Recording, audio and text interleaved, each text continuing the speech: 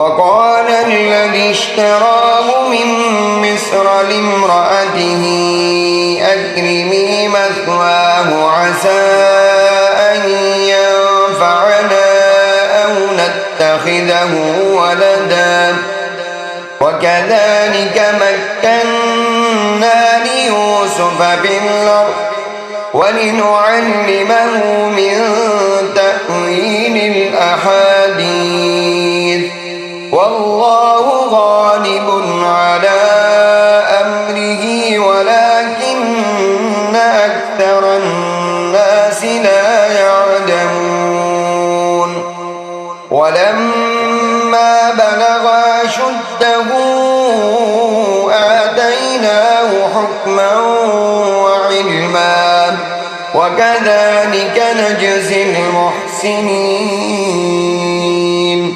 وراودته التي هو في بيتها عن نفسه وغلقت الأبواب وقالت هيت لك قال معاذ الله إنه ربي أحسن مثواي إنه لا يفلح الظالمون ولقد همت به وهم بها لولا أن رأى برهان ربه كذلك لنصرف عنه السوء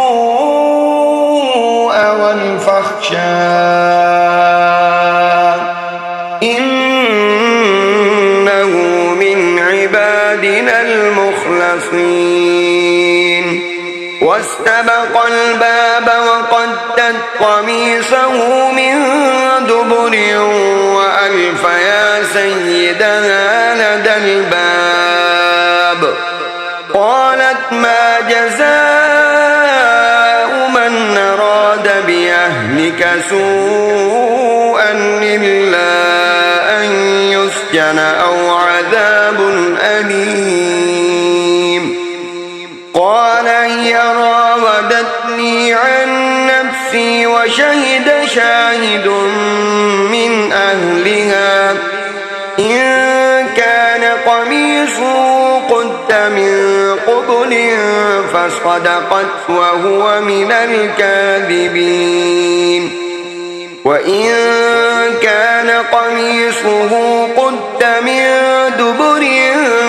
فكذبت وهو من الصادقين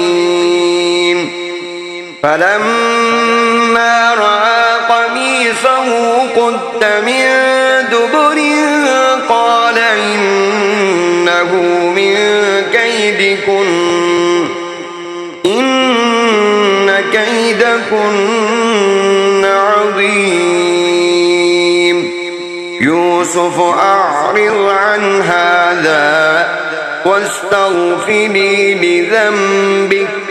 إنك كنت من الخاطئين